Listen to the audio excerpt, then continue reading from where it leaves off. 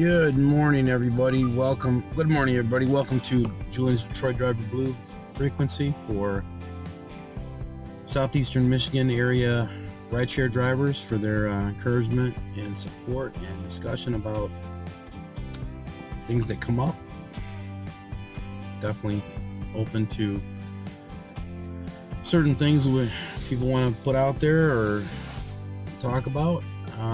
But for the most part, it's devoted to a positive going over of incidents to make sure everybody's on the same page.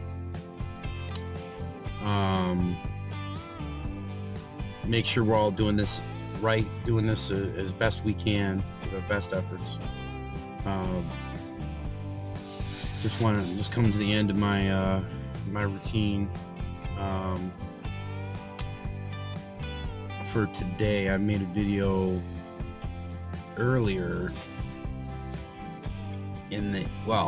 yesterday, and briefly touched on a situation where I had to call Uber driver support regarding a domestic violence incident involving a rider and someone in his townhome doorway during the night.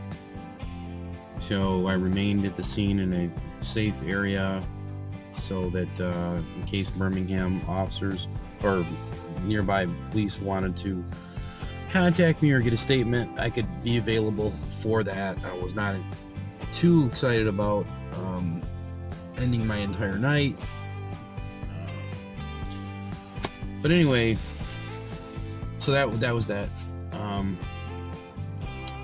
So the answer to the question of the day was we got 4 seats, 4 sets of seatbelts. Only 4 riders maximum.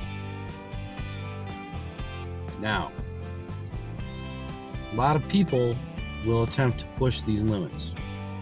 Will attempt to cram, will attempt to sit on people's laps. Do not let people get away with this. Do not let people try this.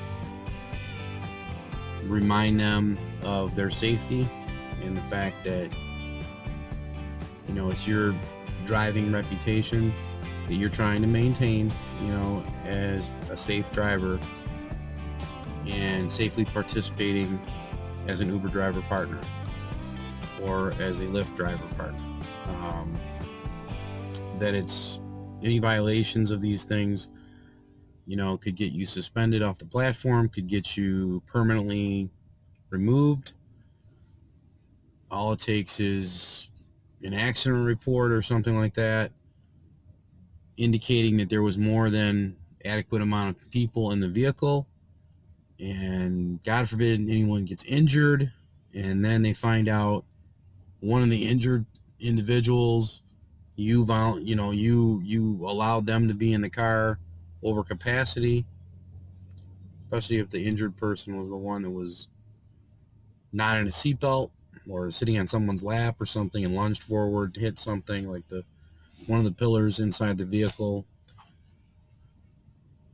So we don't want this to happen.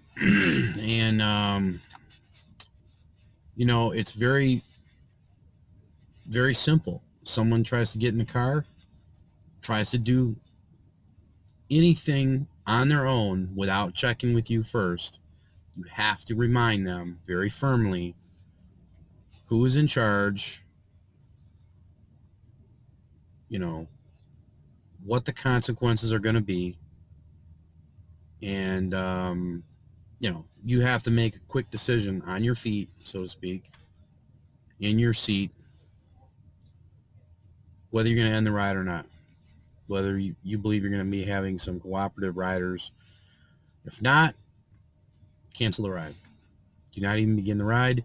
Do not begin the ride until passengers are in their seats, getting seatbelts on, definitely showing that they are ready to go, ready to cooperate, ready to have a safe, comfortable ride with you, cooperative ride with you.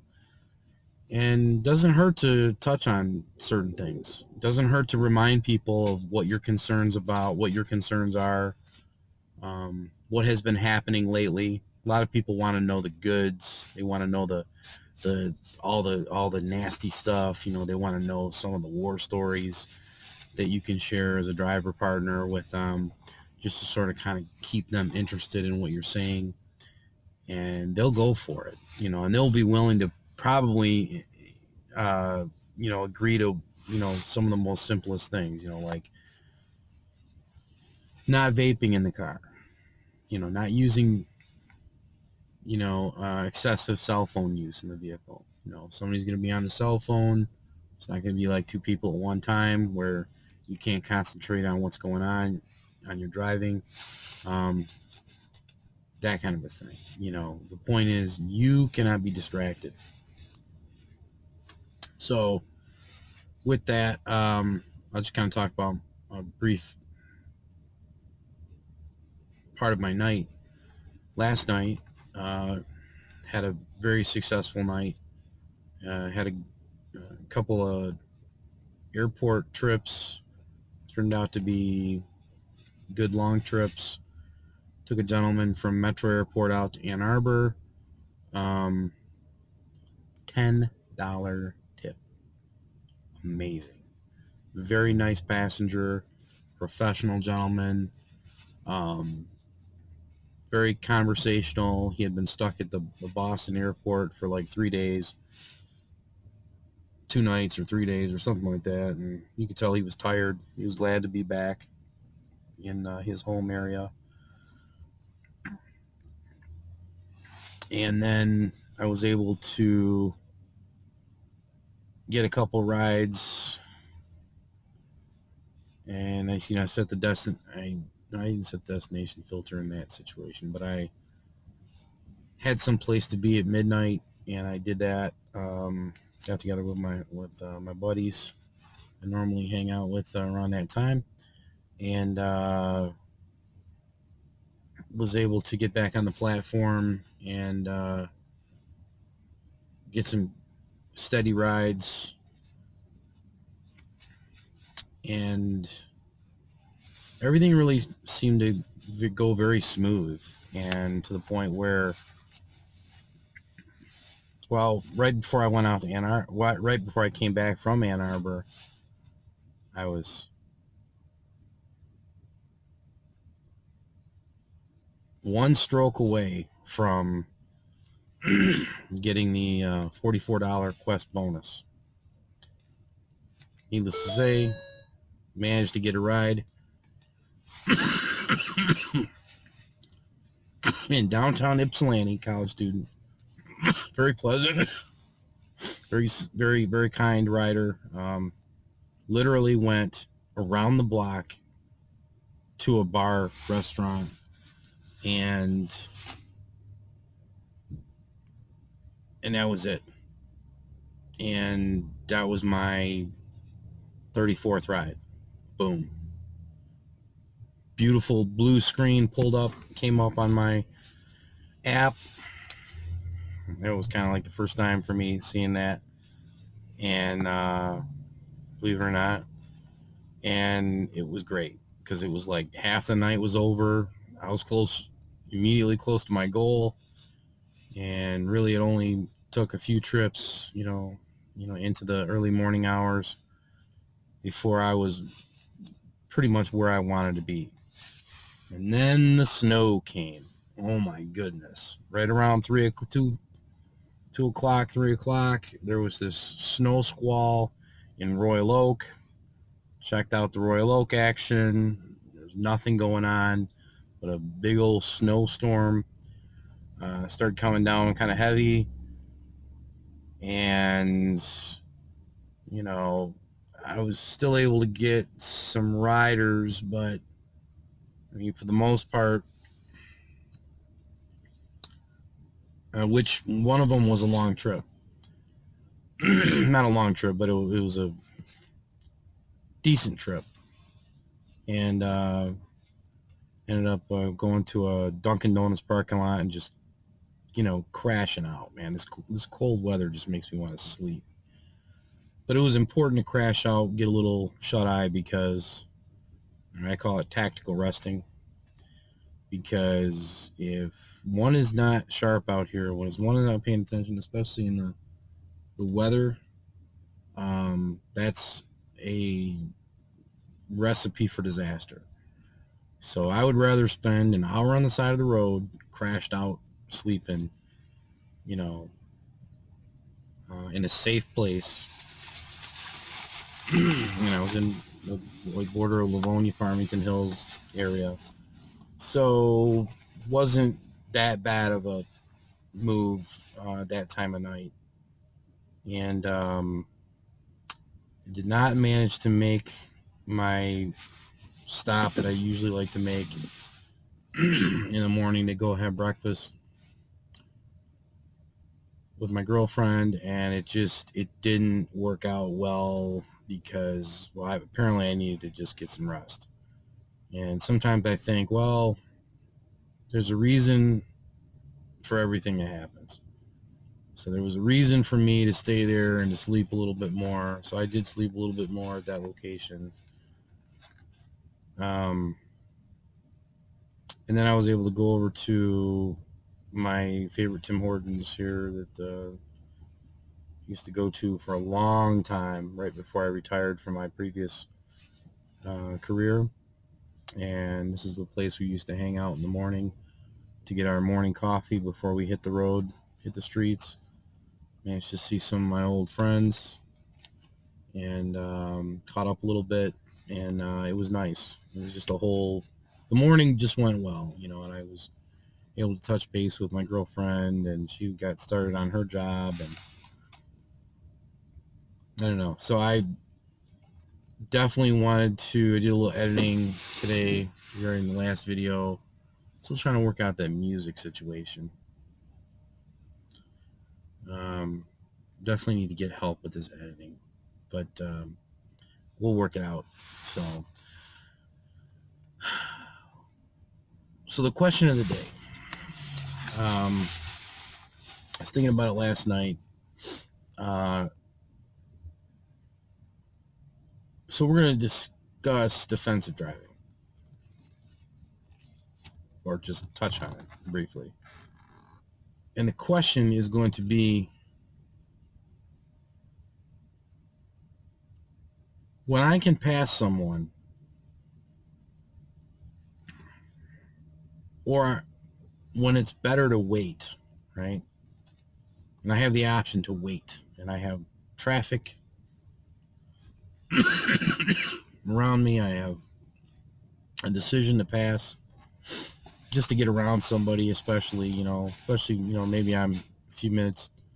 I want to get to my rider fast, or I want to hurry up and get someplace kind of quick, and kind of been driving behind a slow driver, and here's the opportunity to pass somebody.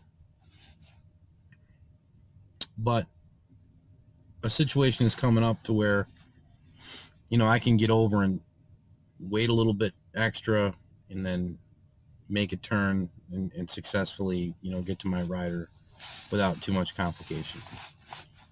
Is it better to just pass the person that's bothering me in front of me, and is it more efficient to just keep going and get people behind you, or not? So that's the question. So we'll leave that to a discussion.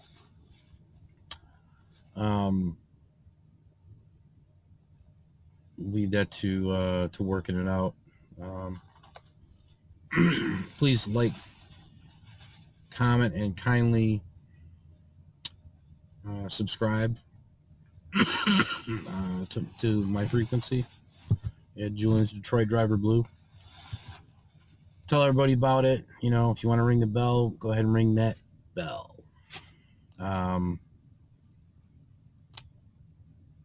It's important to circulate this because there's not too many Detroit area rideshare drivers who are willing to have a discussion format, willing to talk about these things from time to time. There's a number of things that could have been discussed over the past 48 to 72 hours, such as the ice storm that we had. Man, I'm getting over this cough, man. It's weird. Sorry about that. It's annoying to hear on a YouTube presentation here, but the ice storm was crazy. It was all about driving not aggressively, but driving defensively, and sometimes letting people pass. Go around, go. Let these people get around you. Let these impatient people do their thing. You get to your destination. You're on an app. You got an ETA. You're looking at 11 minutes, 10 minutes, 7 minutes. You know, you're going to get to your destination. You know, this is not a family member in need who is, you know, stranded or anything like that. This is a person who's cooperating on the rideshare platform, who's agreed to community guidelines, who knows that there's an estimated time of arrival. There is no rush necessarily to get to rider to rider to rider.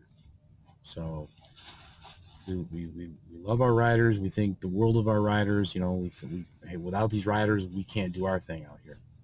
So anyway, this video is, 16 minutes long so far. Okay, so we're going to end this video right now. Without further ado, again, like, comment, and subscribe if you like what you see. Let me know what you think. And Detroit Driver Blue is clear. Peace.